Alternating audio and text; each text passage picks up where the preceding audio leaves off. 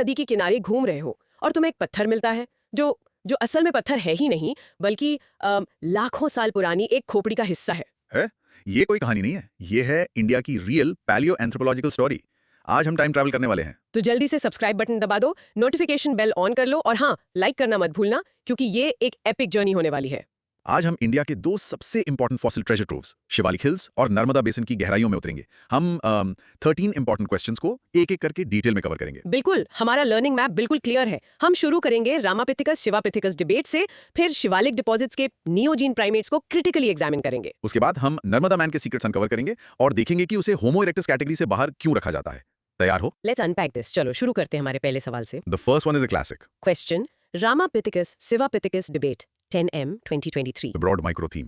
Critical examination of the evolutionary status and phylogenetic placement of Ramapithecus and Sivapithecus in the Miocene primate lineage. Okay, तो Ramapithecus शिवापिथिकस debate, इसको आसान शब्दों में कैसे समझेंगे? सिंपल शब्दों में, अच्छा, ये डिबेट इस बारे में है कि क्या रामापिथिकस इंसानों का डायरेक्ट पूर्वज था या फिर वो एशियन ग्रेट एप्स जैसे ओरंगटन की फैमिली ट्री का हिस्सा था। मतलब ये एक साइंटिफिक मिस्ट्री की तरह था। एग्जैक्टली इसे एक डिटेक्टिव स्टोरी की तरह सोचो। पहले सबको लगा कि रामापिथिकस हमारा लॉन्ग लॉस्ट एंसेस्टर है, a hero in our evolutionary story, पर फिर एक नया क्लू मिला और पूरी कहानी ही बदल गई। कूल ना? हाँ, बिल्कुल। Let's break it down. Introduction में आपको बताना है कि डिबेट का सेंटर पॉइंट एक मायोसीन प्राइमेट रामापिथिकस है, जिसके फॉसिल्स शिवालिक हिल्स मतलब इंडिया पाकिस्तान रीजन में मिले। शुरू में इसे होमिनिन यानी ह्यूमन एंसेस्टर माना गया। ठीक है। अब आते हैं बॉडी पार्ट ए पर, जो है इनिशियल इंटरप्रिटेशन। 1960s में साइंटिस्ट एल्विन साइमंस ने प्रपोज किया कि रामापिथिकस सबसे पहला होमिनिन था। ओके, पर क्यों? ऐसा क्या खास था उसमें? उसके दांत, डेंटल कैरेक्टरिस्टिक्स, वो इंसानों से मिलते जुलते थे, जैसे छोटे केनाइन्स और थिक एनामल। इससे उन्होंने अनुमान लगाया कि वो जमीन पर रहता था और एक ऑमनिवोरस डाइट फॉलो करता था। एक मिनट, तो इस आंसर को स्ट्रक्चर कैसे करोगे फॉर मैक्सिमम मार्क्स? पहला point, initial hominin view. What's the key evidence here? थोड़ा सोच लो। Quick hint, the key evidence is dental, reduced canines and thick enamel. बस ये याद रखना। Got it. Dental evidence. फिर आगे क्या हुआ? फिर आया body part B, reclassification. 1970s में डेविड पिलबीम को शिवापिथिकस के और कंप्लीट फॉसिल्स मिले और गेम चेंज हो गया। शिवापिथिकस, हाँ, एक नया कैरेक्टर। हाँ, और उन्होंने देखा कि शिवापिथिकस का चेहरा, उसकी क्रेनियोफेशियल मॉर्फोलॉजी मॉडर्न ओरंगटान से बहुत बहुत मिलती थी। इसके बाद रामापिथिकस को शिवापिथिकस की ही फीमेल स्पीशीज मान लिया गया। वाओ! तो इससे ह्यूमन एवोल्यूशन की टाइमलाइन भी शिफ्ट हो गई। Okay, this is where it gets really interesting. तो रामापिथिकस हीरो से साइड कैरेक्टर बन गया। How did this reclassification impact the human chimpanzee split timeline? Quick hint, it pushed the human chimpanzee split to a much later date, around 5 to 7 million years ago, supporting it with modern molecular studies. Right, तो इसका conclusion क्या होगा? Conclusion ये है कि इस debate के resolution ने हमारी अंडरस्टैंडिंग को रिफाइन किया। अब ये क्लियर है कि शिवापिथिकस और उसके साथ रामापिथिकस एशियन ग्रेट एप्स के एंसेस्टर्स हैं, ह्यूमन लाइन के नहीं। चलो पॉज लो और इस पार्ट को जोर से बोलकर प्रैक्टिस करो। Practice saying the Ramapithecus Shivapithecus debate shifted from an early hominin theory to an orangutan lineage classification. In short, ये डिबेट फॉसिल एविडेंस की केयरफुल इंटरप्रिटेशन की इंपॉर्टेंस दिखाता है। चलो अगले सवाल पर चलते हैं। ये भी शिवालिक से ही रिलेटेड है। Question, Shivalik deposit shows a variety of Neogene fossil primates critically examine 15M 2023। Broad micro theme.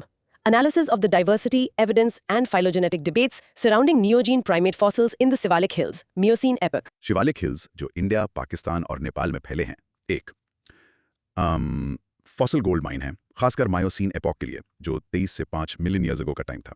एक गोल्ड माइन। हाँ, यहाँ से हमें एशियन ग्रेट एप्स के एवोल्यूशन के बारे में क्रूशियल इंसाइट्स मिलते हैं। इमेजिन, शिवालिक हिल्स एक नेचुरल म्यूजियम की तरह है, जहाँ अलग-अलग प्राइमेट्स के फॉसिल्स एग्जिबिट्स की तरह हैं। हर एग्जिबिट एक अलग कहानी बताता है। चलो देखते हैं मेन एग्जिबिट्स। बिल्कुल, let's examine the main body. पहले इंट्रोडक्शन। यहाँ कॉन्टेक्स्ट सेट करो। बताओ कि Shivalik hills Neogene period fossils, specially Miocene primates के लिए वर्ल्ड फेमस है, जो एशियन ग्रेट एप एवोल्यूशन को समझने में हेल्प करते हैं। Simple enough. अब वैरायटी की बात करते हैं। बॉडी पार्ट ए। हाँ, यहाँ वैरायटी दिखानी है। नंबर 1, शिवापिथिकस। ये ओरंगुटान का क्लोज रिलेटिव माना जाता है।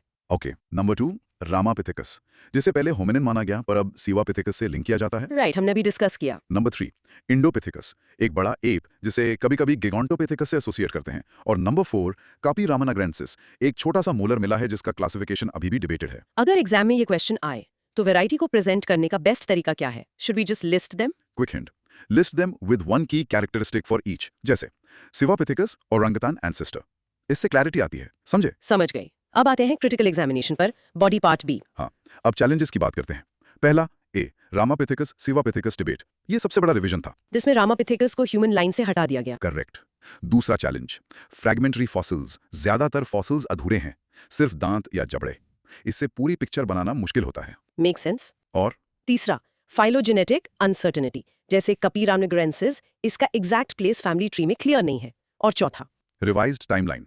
मॉलिक्यूलर स्टडीज के कारण ह्यूमन चिम्प स्प्लिट अब 5-7 मिलियन ईयर्स अगो माना जाता है, जो सिवालिक एसेप्स से बहुत बाद का है। So what's the biggest challenge in studying cephalic fossils? Is it the age or the condition of the fossils? Quick hint, the fragmentary nature of the fossils is the biggest challenge as it leads to phylogenetic uncertainty. Perfect. इसका conclusion क्या लिखेंगे? Conclusion ये है कि Siwalik deposits Miocene primates की diversification, specially ओरंगुटन lineage को समझने के लिए इंडिस्पेंसिबल हैं। लेकिन फ्रैगमेंटरी एविडेंस हमें केयरफुल इंटरप्रिटेशन की याद दिलाता है। Awesome. Now practice saying this aloud. Shivalik deposits reveal a rich variety of Miocene primates like Civapithecus, but their fragmentary nature creates taxonomic debates. In short, shivalic fossils are crucial for the orangutan story, but they come with many scientific puzzles. चलो, अब gear switch करते हैं शिवालिक हिल से Narmada valley की तरफ। ये नर्मदा मानव कौन है? Let's find out. सवाल है, what are the arguments for excluding Narmada man from Homo erectus category 10-2022? Broad micro theme, phylogenetic placement debate of Narmada man, Hathnora fossil, relative to Homo erectus and archaic Homo sapiens. Narmada man, जिसका fossil 1982 में हथनोरा, मध्य प्रदेश में मिला, एक partial cranium है। ये लगभग 200,000 से 500,000 साल पुराना है। Okay. और इसे होमो इरेक्टस से अलग मानने के पीछे काफी स्ट्रॉन्ग आर्गुमेंट्स हैं। इसको ऐसे समझो, फैमिली रियूनियन में एक नया रिलेटिव आया। वो पुराने रिलेटिव्स होमो इरेक्टस जैसा दिखता है, पर उसमें कुछ न्यू जनरेशन होमो सेपियंस वाले फीचर्स भी हैं। तो सब कंफ्यूज्ड हैं कि इसे किस ग्रुप में रखें। बिल्कुल सही एनालॉजी है। चलो आर्गुमेंट्स को क्लियरली लिस्ट करते हैं। पहले इंट्रोडक्शन। यहाँ नर्मदा मैन को इंट्रोड्यूस करो। एक पार्शियल क्रेनियम जो हथनोरा में मिला, जिसका एज 200 के 500 के ईयर्स है और जिसके फीचर्स होमो इरेक्टस और आर्केक होमो सेपियंस के बीच ट्रांजिशनल है। ठीक है, अब सबसे बड़ा आर्गुमेंट क्या है? बॉडी पार्ट ए, एडवांस्ड क्रेनियल कैपेसिटी। ये सबसे बड़ा आर्गुमेंट है। इसका ब्रेन साइज 1200 से 1400 सीसी एस्टिमेट किया गया है। 1200 से 1400 सीसी। हाँ, ये होमो इरेक्टस की रेंज जो 750-1250 सीसी है, उससे काफी ज्यादा है और आर्केक होमो सेपियंस की रेंज से ओवरलैप करता है।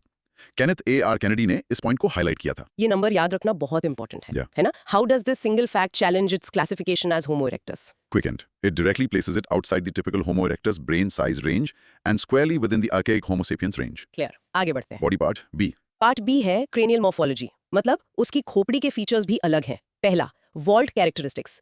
इसका क्रेनियल वॉल्ट ज्यादा ऊंचा और राउंडेड है, जबकि एच इरेक्टस का स्कल फ्लैटेंड होता था। अच्छा, दूसरा, मिसिंग ट्रेट्स। इसमें एच इरेक्टस के हॉलमार्क फीचर्स जैसे सैजिटल कीलिंग, मतलब खोपड़ी के ऊपर एक रिज, वो नहीं है। okay. और तीसरा पॉइंट, ट्रांजिशनल स्टेटस। डेब्रा बोल्निक ने भी इसे एक ट्रांजिशनल फॉर्म माना है। Okay, so if I have to explain the morphology argument in one line, what should I say? Quick hint. Its cranial vault was higher and more rounded, lacking key H erectus traits, like a sagittal keel. Perfect. एक और part है इसका, है ना? हाँ, body part C. Temporal discrepancy. इसका time period middle Pleistocene, वो time था जब आर्केक होमो सेपियंस अफ्रीका और यूरेशिया में इमर्ज हो रहे थे। तो ये लॉजिकल है कि नर्मदा मान एक इवॉल्व्ड होमिनिन लीनेज का हिस्सा हो। Right, it fits the timeline for a transitional species. Exactly. तो कंक्लूजन ये होगा कि नर्मदा मान को एच इरेक्टस से बाहर रखने के आर्गुमेंट्स उसकी एडवांस क्रेनियल कैपेसिटी और मॉर्फोलॉजी पर बेस्ड है। ये उसे आर्केक होमो सेपियंस की तरफ ले जाने वाला एक ट्रांजिशनल फॉर्म बनाते हैं। Okay, practice time. Practice saying Narmada man is excluded from Homo erectus due to its larger cranial capacity and more rounded skull, suggesting it's a transitional form. In short, Narmada man is too advanced to be a classic Homo erectus. Great. हम फिर से Ramapithecus पर आ गए हैं, पर इस बार थोड़ा और डिटेल में। Question: Discuss the morphological features and phylogenetic position of Ramapithecus 15M 2021. Broad microtheme, morphological features and evolutionary placement of Ramapithecus in the Miocene hominoid lineage. ये क्वेश्चन हमसे दो चीजें पूछ रहा है। एक, रामापेथिकस के फिजिकल फीचर्स यानी मोर्फोलॉजी क्या थे, और दो, एवोल्यूशन की कहानी में उसका स्थान यानी फाइलोजेनेटिक पोजीशन क्या है। बिल्कुल। पहले हम what it looked like पर फोकस करेंगे और फिर who it was related to पर। It's like creating a profile for a long lost creature. सही है। चलो आंसर स्ट्रक्चर करते हैं। इंट्रोडक्शन में G.E. लुइस की 1932 की डिस्कवरी से शुरुआत करो। बताओ कि सिवालिक हिल्स में मिले इन फॉसिल्स, जो मोस्टली टीथ एंड जॉज थे, को शुरू में होमिनिड एवोल्यूशन का एक इंपॉर्टेंट हिस्सा माना गया था। Body part A, body part A, anatomical morphological features. यहाँ फीचर्स लिस्ट करने हैं जिनके कारण इसे ह्यूमन लाइक माना गया। जैसे पहला, dental arcade, rounded dental arcade, vertical incisors and canines. दूसरा, मोलर्स, थिक एनामल जो हार्ड फूड चू करने के लिए अडेप्टेड था, और उसमें Y5 का पैटर्न भी था। okay, और तीसरा, जॉज, स्ट्रेट जॉ जिसे ऑर्थोग्नेथस कहते हैं, और शॉर्ट मैक्सिला जो च्यूइंग प्रेशर बढ़ाता था। Y5 cusp pattern क्या है? Does it make it more human-like? Quick hint, Y5 is a cusp pattern on molars found in both apes and humans, so it's not exclusively human-like, but it's an important hominoid trait to mention. समझ गए। अब आते हैं main debate पर, body part B. Body part B, phylogenetic position and controversy. पहला point, initial hominin view. 1960s में Alvin Symonds और David पिलबीम ने इसे ह्यूमन एंसेस्टर बताया। हाँ, हमने ये पहले डिस्कस किया था। फिर दूसरा point, shift to ape lineage. बाद के फॉसिल्स ने दिखाया कि ये सिवापेथिकस से रिजेंबल करता है। तीसरा पॉइंट, टैक्सोनॉमिक रिवीजन। अब इसे सिवापेथिकस की फीमेल स्पीशीज या सिनोनिम माना जाता है, जो ओरांगडन का एंसेस्टर है। राइट। और आखिरी नेल इन द कॉफिन। चौथा point, molecular evidence. Allan Wilson और विंसेंट सॉरिच ने ब्लड प्रोटीन कंपैरिजन से प्रूव किया कि ape human split 6 to 8 million years ago हुआ, जबकि रामापिथिकस 12 to 14 मिलियन साल पुराना है। इसने होमिनिन थियरी को कंप्लीटली रिजेक्ट कर दिया। मॉलिक्यूलर एविडेंस ने इस केस को कैसे सॉल्व किया? What was the smoking gun? Old to be a human ancestor, making the ape lineage theory much more plausible. Fantastic explanation. Conclusion क्या होगा? कंक्लूजन ये होगा कि रामापिथेकस को अब होमिनिड नहीं बल्कि शिवापिथेकस का सिनोनिम माना जाता है, जो मॉडर्न ओरेंगुटैन्स की एवोल्यूशनरी लाइन में आता है। Great. Pause and practice this summary. Ramapithecus had human-like dental features but was reclassified as an ancestor to orangutans based on later fossil finds and molecular dating. In short, mistaken identity corrected by new evidence. ठीक है, अब हम अपने 5वें सवाल पर आते हैं। Let's dig a little deeper into the world of Sivalik. Question. Describe the paleo-environment of the Sivalik region during the Miocene epoch and its impact on primate evolution. 15 marks. Broad micro-theme, reconstruction of the Miocene Sivalik ecosystem and its role as a driver for hominoid diversification. ये एक बहुत interesting सवाल है। ये हमसे पूछ रहा है कि उस वक्त सिवालिक का माहौल कैसा था, जंगल, पहाड़, नदियां, और उस माहौल ने वहां रहने वाले प्राइमेट्स को कैसे शेप किया। एक तरह से हम उस टाइम की नेशनल जियोग्राफिक डॉक्यूमेंट्री बना रहे हैं। सो सीन कैसा था? चलिए सीन सेट करते हैं। इंट्रोडक्शन में लिखना है कि मायोसीन इपॉक में सिवालिक हिल्स एक lush, warm and wet environment था। एक ट्रॉपिकल या सब ट्रॉपिकल फॉरेस्ट जो आज के अफ्रीका या साउथ ईस्ट एशिया जैसा था। ओके, तो घने जंगल थे? हाँ। अब आते हैं body part A, the environment. यहाँ पॉइंट्स में लिखना है। पहला, ए, लश फॉरेस्ट्स। फॉसिल प्लांट से पता चलता है कि वहाँ ब्रॉड लीफ्ड एवरग्रीन ट्रीज थे। दूसरा, ए, रिवराइन सिस्टम। बहुत सारी नदियां और स्ट्रीम्स थीं जो सेडिमेंट्स लाकर फॉसिल्स को प्रिजर्व करने में मदद करते थे। तीसरा, रिच बायोडाइवर्सिटी। सिर्फ प्राइमेट्स नहीं, वहाँ एलिफेंट्स, जिराफ्स, राइनोस का एंसेस्टर्स भी रहते थे। वाओ, एक पूरा इकोसिस्टम था। तो इस एनवायरनमेंट ने प्राइमेट्स को कैसे इफेक्ट किया? How would you frame that for an answer? Quick hint, frame it as environmental pressures leading to evolutionary adaptations. The environment wasn't just a background, it was an active force. समझे? समझ गई। अब आते हैं body part B, impact on primate evolution. हाँ, पहला point, diet and dental adaptation. क्योंकि वहाँ इतनी वैरायटी थी फूड में, सॉफ्ट फ्रूट से लेकर हार्ड नट्स और सीड्स तक, इसने अलग अलग डेंटल एडेप्टेशंस को एनकरेज किया, जैसे सिवापेथिकस के थिक एनामल्ड मोलर्स। राइट, जो हार्ड फूड खाने के लिए थे। बिल्कुल। दूसरा पॉइंट, लोकोमोशन। फॉरेस्ट कैनोपी में रहने के लिए आर्बोरियल यानी ट्री ड्वेलिंग एडेप्टेशन जरूरी थे। सिवापेथिकस के पोस्ट क्रेनियल फॉसिल्स, मतलब शरीर के फॉसिल्स, बताते हैं कि वो एक कॉशियस ट्री क्लाइंबर था। ओके, तो वो पेड़ों पर रहता था। हाँ। तीसरा पॉइंट, डाइवर्सिफिकेशन। ये रिच एनवायरनमेंट अलग अलग नीशेस प्रोवाइड करता था, जिसने डिफरेंट प्राइमेट स्पीशीज को इवॉल्व होने का मौका दिया। इसीलिए हमें सिवालिक में इतनी वैरायटी मिलती है। But didn't the environment change later on? इस चेंज का क्या इंपैक्ट हुआ? Excellent question. Quick hint, the cooling and drying trend at the end of the Miocene led to the decline of these forests and consequently the extinction of many of these ape species. तो conclusion? Conclusion ये है कि Miocene Shivalik environment एक cradle की तरह था, जिसने Asian great app lineage की डाइवर्सिफिकेशन को फोस्टर किया। लेकिन जब एनवायरनमेंट बदला तो ये एप्स भी डिक्लाइन कर गए, जो एनवायरनमेंट और एवोल्यूशन के बीच के गहरे रिश्ते को दिखाता है। Fantastic. Practice cue.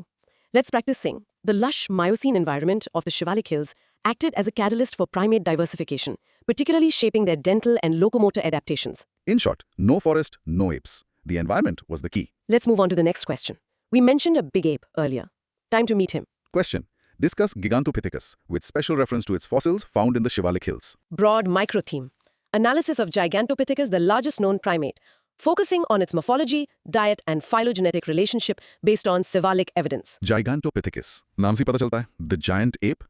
ये धरती पर रहने वाला सबसे बड़ा प्राइमेट था। किंग कॉन्ग जैसा कुछ? हाँ, शायद उतना बड़ा नहीं, but definitely huge.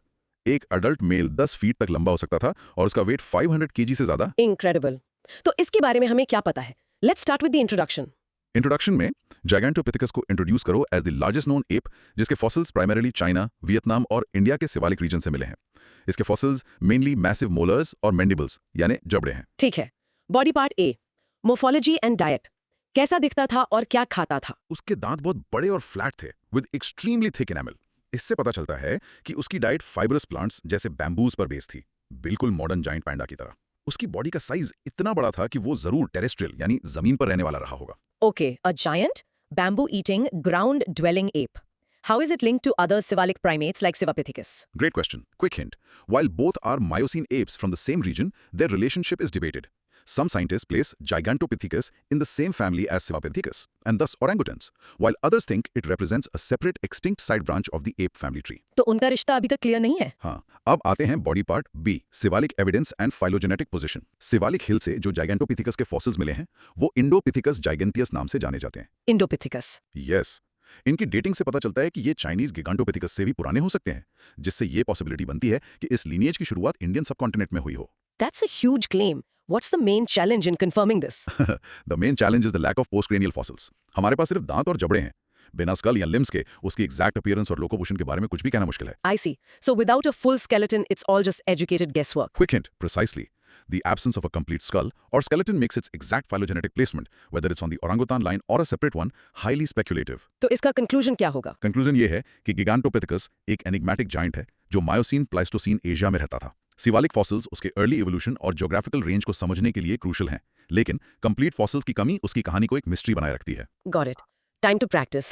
Gigantopithecus was the largest known primate, and cephalic fossils suggest an early origin in the Indian subcontinent, but the lack of complete fossils makes its evolutionary story a major puzzle. In short, a giant ape with a giant mystery. अब तक हमने fossils की बात की, पर इनकी as कैसे पता चलती है? Let's tackle that in the next question. Question. Explain the dating methods used to determine the age of fossils from the Siwalik Hills and the Narmada Valley. That's interesting. Broad micro theme, a comparative overview of the geochronological techniques, including relative and absolute dating, applied to the Miocene Siwalik deposits and Middle Pleistocene Narmada deposits.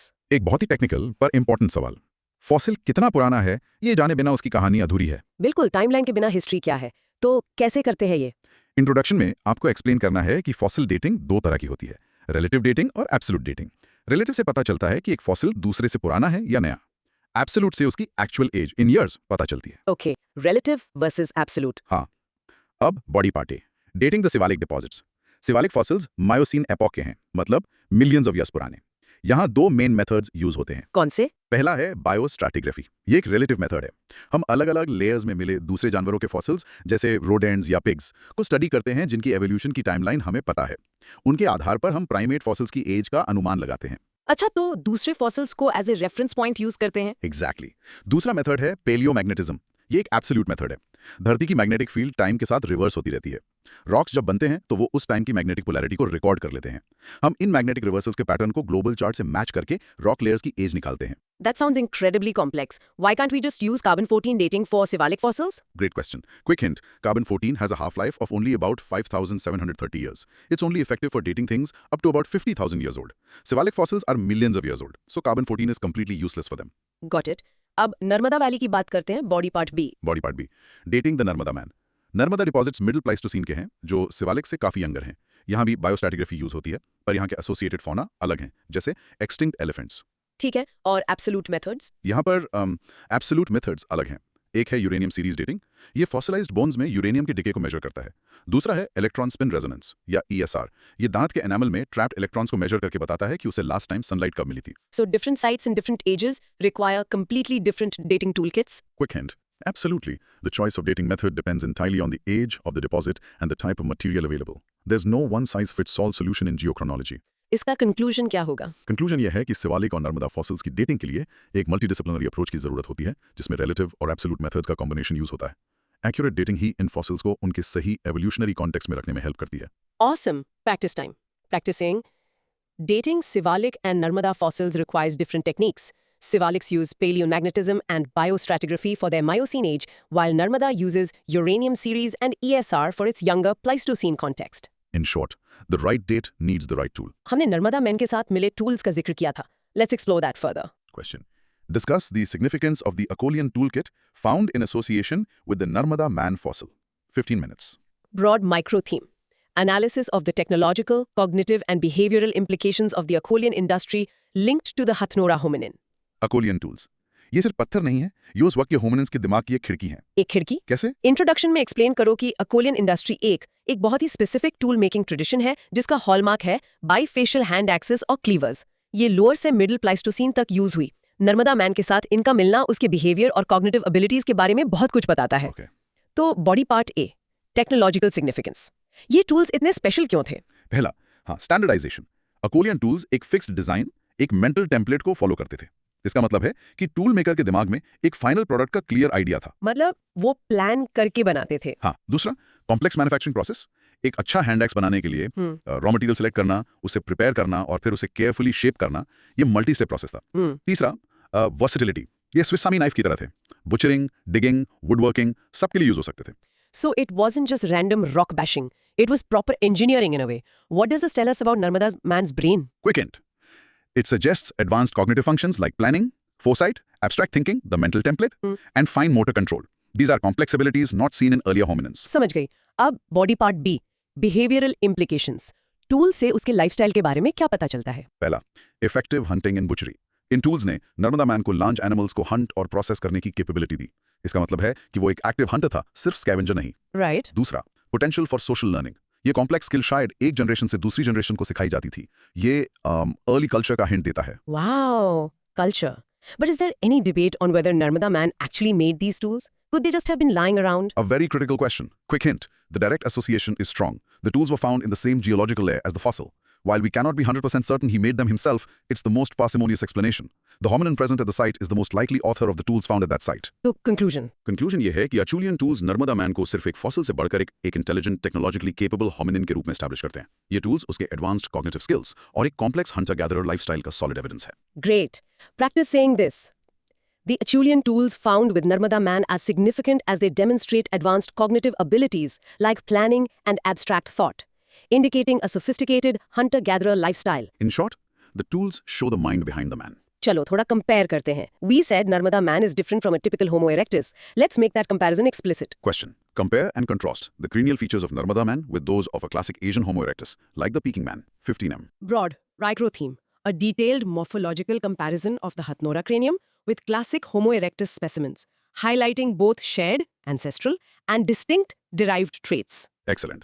ये question हमें details में जाने का मौका देगा। बिल्कुल, आमने सामने रखते हैं दोनों को। इंट्रोडक्शन में क्या लिखेंगे? इंट्रोडक्शन में set the stage.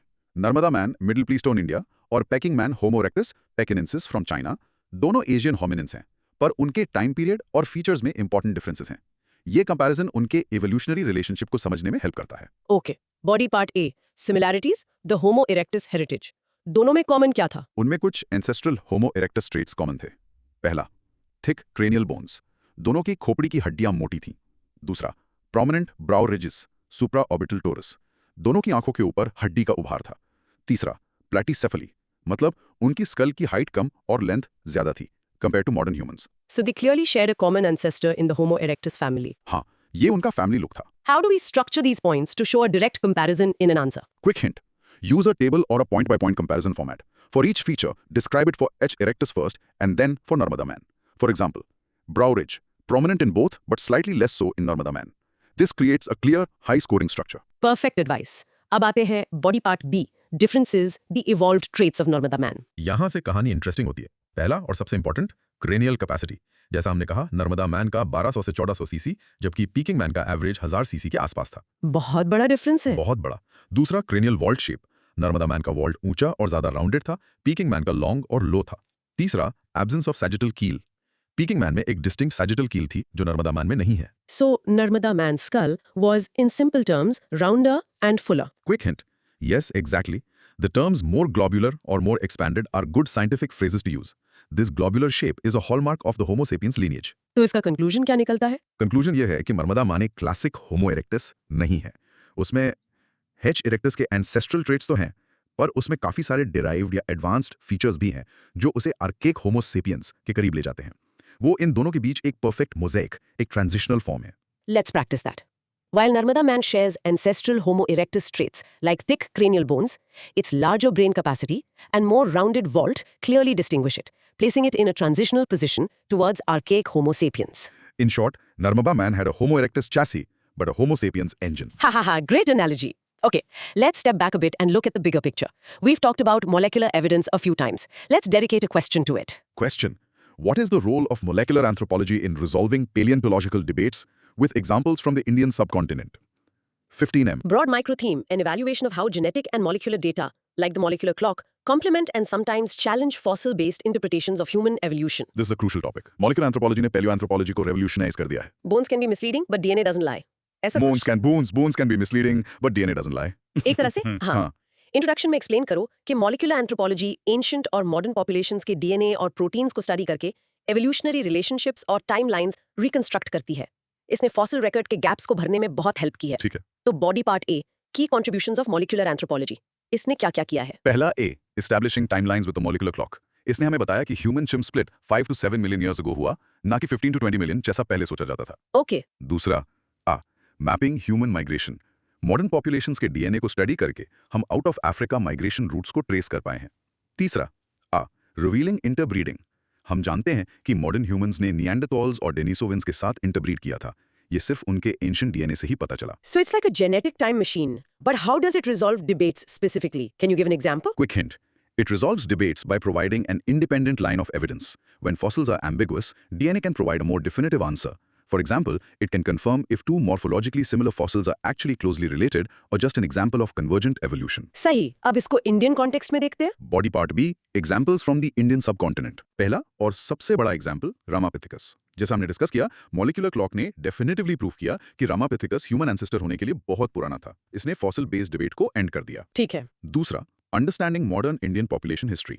Genetic studies ने इंडिया की कॉम्प्लेक्स पॉपुलेशन स्ट्रक्चर जैसे एंसेस्ट्रल नॉर्थ इंडियन ANI और ancestral south Indian ASI lineage के मिक्स को रिवील किया है। ये फॉसिल रिकॉर्ड से नहीं पता चल सकता। But ancient DNA is very hard to recover, especially from hot places like India, right? So what are the limitations? Absolutely. Quick hint, the primary limitation is DNA preservation.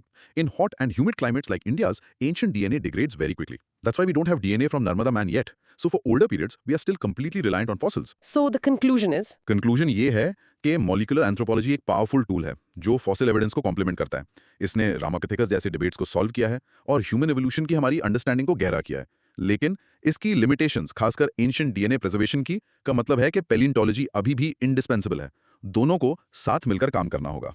Perfect. Practice cue. Molecular anthropology, through tools like the molecular clock, provides an independent line of evidence that has been crucial in resolving debates like the phylogenetic position of Ramapithecus, though its effectiveness is limited by DNA preservation. In short, genes and bones tell the same story, but from different books. ठीक है. Let's tackle a big theory now. Out of Africa, how does our Narmada man fit into this? Question. Critically evaluate the out of Africa theory in the context of the Narmada Man fossil. 15 marks. Broad micro theme. An analysis of whether the Narmada fossil supports, challenges, or modifies the prevailing out of Africa model of human dispersal. The big one. Out of Africa versus multi-regionalism. Narmada Man is right in the middle of this debate. चलो पहले theory को समझते हैं। Introduction. Introduction में out of Africa theory को briefly define करो। ये कहती है कि मॉडर्न ह्यूमंस, होमो सेपियंस, अफ्रीका में इवॉल्व हुए लगभग 200,000 साल पहले, और फिर वहां से निकलकर उन्होंने दुनिया भर में पहले से मौजूद दूसरे होमिनिन्स जैसे एच इरेक्टस और निएंडरथल्स को रिप्लेस कर दिया। Okay, a single origin in Africa followed by replacement. Correct. अब body part A, how Narmada man supports a version of out of Africa. ये थ्योरी को सपोर्ट कैसे करता है? नर्मदा मान का टाइम पीरियड मिडिल प्लाइस्टोसीन, वो टाइम है जब अफ्रीका में आर्काइक होमो सेपियंस इवॉल्व हो रहे थे। उसके एडवांस्ड फीचर्स जैसे बड़ा ब्रेन और राउंडेड वॉल्ड अफ्रीकन फॉसिल्स जैसे बोडो या काबे से मिलते जुलते हैं। इससे लगता है कि वो अफ्रीका से निकली एक early wave of evolved hominins का हिस्सा हो सकता है जो एच इरेक्टस के बाद आई। So it could be evidence of a pre-Homo sapiens migration out of Africa. Quick hint, Exactly. it might not be our direct ancestors wave, but an earlier wave of almost sapiens that moved into Asia. This is a modification of the classic out of Africa model, suggesting multiple dispersals. Interesting. अब दूसरा side देखते हैं। Body part B. How Narmada man challenges or modifies the out of Africa theory. Narmada मिन man में erectus के features भी हैं। इससे मल्टी रीजनलिज्म के सपोर्टर्स ये आर्ग्यू करते हैं कि ये लोकल एवोल्यूशन का एविडेंस है। मतलब एशियन एच इरेक्टस धीरे धीरे एच सेपियंस में इवॉल्व हुआ, अफ्रीका से आए लोगों से इंटरब्रीड करके। नर्मदा मिन मैन उस कंटिन्यूटी को रिप्रेजेंट करता है। तो वो एक लोकल एवोल्यूशन का प्रोडक्ट हो सकता है। This sounds like it complicates the simple replacement model. Quick hint, yes. The mosaic nature of Narmada men complicates the simple replacement idea. It suggests a more complex picture, possibly involving regional continuity and admixture, interbreeding between local populations and new arrivals from Africa. So what's the final verdict? Which theory does it support more? There's no final verdict, and that's the key. Conclusion ये है कि नर्मदा मन किसी एक model में neatly fit नहीं होता। उसकी transitional nature out of Africa के सिंपल रिप्लेसमेंट मॉडल को चैलेंज करती है। वो इशारा करता है कि साउथ एशिया में ह्यूमन एवोल्यूशन की कहानी ज्यादा कॉम्प्लेक्स थी, जिसमें लोकल एवोल्यूशन और माइग्रेशंस दोनों का रोल हो सकता है। चलो इसको प्रैक्टिस करते हैं। The Narmada man fossil complicates the out of Africa theory, While its advanced features suggest an African link, its retention of H. erectus traits also supports a degree of regional continuity, pointing to a more complex evolutionary scenario in South Asia. In short, Narmada Man suggests the story wasn't a simple replacement, but maybe more of a merger. बहुत अच्छा। अब थोड़ा practical side देखते हैं। ये सारी research करना कितना मुश्किल है इंडिया में? Question. Discuss the major challenges of conducting paleoanthropological research in India. 10 minutes. Broad micro theme. An overview of the logistical, geological, and administrative hurdles faced by researchers studying hominid evolution in the Indian subcontinent. एक बहुत ही जरूरी सवाल। ये field उतना glamorous नहीं है जितना दिखता है। I can imagine. Field work, funding. Introduction में क्या लिखेंगे? इंट्रोडक्शन में बताओ कि इंडिया में इमेंस पैलियोएंथ्रोपोलॉजिकल पोटेंशियल होने के बावजूद, जैसे कि शिवालिक और नर्मदा, रिसर्चर्स को काफी यूनिक चैलेंजेस फेस करने पड़ते हैं जो इस फील्ड की प्रोग्रेस को स्लो करते हैं। Okay. What are the main challenges? Body of the answer. हम इसको 3 कैटेगरीज में बांट सकते हैं। पहला, geological and environmental challenges. India का मॉनसून क्लाइमेट, डेंस वेजिटेशन और रैपिड इरोजन फॉसिल्स को ढूंढना और प्रिजर्व करना दोनों ही मुश्किल बना देते हैं। फॉसिल्स अक्सर सरफेस पर आने के बाद जल्दी डिस्ट्रॉय हो जाते हैं। तो नेचर ही एक चैलेंज है। हाँ। दूसरी category, administrative and funding issues. Palaeoanthropology एक बहुत एक्सपेंसिव फील्ड है, फंडिंग लिमिटेड है, साथ ही एक्सकवेशंस के लिए परमिशंस लेना एक लंबा और कॉम्प्लेक्स प्रोसेस हो सकता है। I see. And the third category? तीसरा है lack of a continuous research tradition and public awareness. बहुत कम यूनिवर्सिटीज हैं जो इस फील्ड में स्पेशलाइज्ड ट्रेनिंग देती हैं। पब्लिक अवेयरनेस भी कम है, जिसकी वजह से लोकल कम्युनिटीज कभी-कभी फॉसिल साइट्स को अनजाने में डैमेज कर देती हैं। That's a sad reality. Given these challenges, how can one still argue that India is a promising place for future discoveries? Quick hint. The potential is based on geography and geology. India sits at a critical crossroads between Africa, Asia, and Southeast Asia. The presence of vast, unexplored sedimentary basins means that the potential for finding new, game-changing fossils is extremely high, despite the challenges. So the potential outweighs the problems. For a dedicated researcher, yes, the chance to find the next Narmada Man is a huge motivation that makes them overcome these hurdles. तो इसका conclusion क्या होगा? Conclusion ये है कि India में पैलियोएंथ्रोपोलॉजिकल research environmental, administrative और academic challenges से भरी है।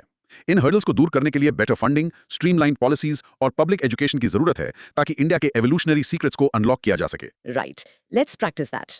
Paleoanthropological research in India faces significant challenges, including a harsh climate for fossil preservation, limited funding, and administrative hurdles, which collectively slow down the exploration of its rich fossil potential. In short, India has the fossils, but finding them is a real challenge. और अब हम अपने सफर के आखिरी पड़ाव पर हैं। Narmada man को एक बार और देखते हैं, इस बार एक शॉर्ट नोट स्टाइल में। Say it. Question: Narmada Man, 2012. Broad micro theme: discovery, morphological features and phylogenetic position of the Narmada man, Hathnora fossil. ये एक शॉर्ट नोट स्टाइल क्वेश्चन है। हमने इसके बारे में पहले बात की है, तो यहाँ हम सब कुछ कंसाइसली समराइज करेंगे। Think of this as a greatest hits version of Narmada man. All the key facts in one place. बिल्कुल, चलो नोट को आउटलाइन करते हैं। इंट्रोडक्शन से शुरू करते हैं। Discovery, doctor Arun Sonakia, 1982, Hathnora. Mention its importance as the most ancient human remnant from the Indian subcontinent belonging to the Middle Pleistocene. अब उसके features. Body part A, salient characteristics and culture. यहाँ की फीचर्स बताओ। पहला, क्रेनियल कैपेसिटी 1200 से 1300 CC, जो archaic होमो sapiens की range में है। दूसरा, मॉर्फोलॉजी। इसमें स्ट्रांगली डेवलप्ड ऑक्सीपिटल टोरस जैसे होमो इरेक्टस फीचर्स भी हैं। एसोसिएटेड फाइंड्स में एक क्लैविकल यानी कॉलरबोन भी है। और तीसरा पॉइंट, तीसरा कल्चरल कॉन्टेक्स्ट, अचोलियन टूल्स जैसे हैंड एक्सेस और क्लीवर्स के साथ मिला, जो टूल यूज और हंटिंग बिहेवियर सजेस्ट करता है। What does the presence of Acholian tools tell us about Narmada man's intelligence and lifestyle? Quick hint, it shows advanced cognitive abilities for planned tool making and suggests a hunter-gatherer lifestyle, not just scavenging. Perfect. अब आते हैं उसके importance पर। Body part B. Body part B, phylogenetic significance. इसकी evolutionary importance पर focus करो। पहला, initial classification. सुनाकिया ने इसे Homo erectus narmadensis कहा। हाँ। दूसरा, ट्रांजिशनल स्टेटस। डॉक्टर डे लमली ने इवॉल्व्ड होमो इरेक्टस कहा और डॉक्टर केनेडी ने अर्ली होमो सेपियन सजेस्ट किया। ये डिबेट इसकी ट्रांजिशनल नेचर को हाईलाइट करता है। राइट। और तीसरा, एवोल्यूशनरी लिंक। ये अफ्रीकन और एशियन होमो इरेक्टस के बीच का गैप ब्रिज कर सकता है। Why is this transitional status so important for science? Quick hint, it shows that human evolution wasn't a simple linear path, but a complex web of overlapping species and features. तो इसका conclusion क्या होगा? Conclusion ये है कि Narmada man एक crucial fossil है जो इंडिया को वर्ल्ड फॉसिल मैप पर रखता है। ये होमो इरेक्टस और आर्काइक होमो सैपियंस के बीच के रिजिड क्लासिफिकेशन को चैलेंज करता है। Okay, last practice for today. Practice saying Narmada man is a transitional fossil from India's Middle Pleistocene with a mix of Homo erectus and archaic Homo sapiens features and an association with Acheulean tools. In short, Narmada man is India's most important and puzzling hominin fossil. Phew, what a journey. हमने 13 questions के जरिए लाखों साल का सफर तय किया। बिल्कुल। Let's do a quick recap. हमने देखा पहला रामापिथेकस सिवापिथेकस डिबेट, कैसे रामापिथेकस जिसे पहले ह्यूमन एंसेस्टर माना जाता था अब सिवापिथेकस के साथ ओरंगुटान लीनिएज का हिस्सा है। Right, mistaken identity. दूसरा सिवालिक हिल्स, ये मायोसिन प्राइमेट्स की डाइवर्सिटी के लिए एक ट्रेजर ट्रोव है, लेकिन यहाँ के फॉसिल्स फ्रैगमेंटरी है जिससे पजल्स क्रिएट होते हैं। The museum with incomplete exhibits. और तीसरा नर्मदा मैन, इंडिया का अपना इवॉल्व होमोनिन जिसमें होमो इरेक्टस और आर्केक होमो सेपियंस दोनों के फीचर्स हैं और जो एचुलियन टूल्स बनाता था। So what does this all mean? इसका मतलब है कि इंडिया सिर्फ कल्चर और हिस्ट्री में ही रिच नहीं है, बल्कि ह्यूमन एवोल्यूशन की ग्लोबल स्टोरी में भी इसका एक क्रूशियल रोल रहा है। और ये कहानी अभी खत्म नहीं हुई है। This raises an important question. The final provocative thought for our listener. हाँ, नर्मदा वैली और सिवालिक हिल्स में अभी और कितने एवोल्यूशनरी सीक्रेट्स दफन हो सकते हैं जो हमारी ह्यूमन ओरिजिन की पूरी कहानी बदल दे? थोड़ा सोच लो। एक बेहतरीन सवाल। अगर आपको इस डीप डाइव में मजा आया तो हमारे चैनल को सब्सक्राइब करना ना भूलें, कमेंट सेक्शन में अपने थॉट्स शेयर करें और इस ज्ञान को अपने दोस्तों के साथ भी शेयर करें। See you on the next one.